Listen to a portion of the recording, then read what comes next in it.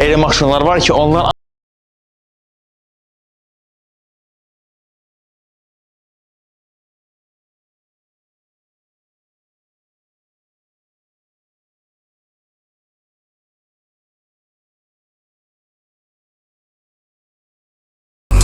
şəhərin yollarında diqqəti özünə çəkməyə bacaran bu Britaniyalının 44.521 avro qiyməti olsa da, Mini həvəskarı üçün bu sadəcə bir rəqəmdir.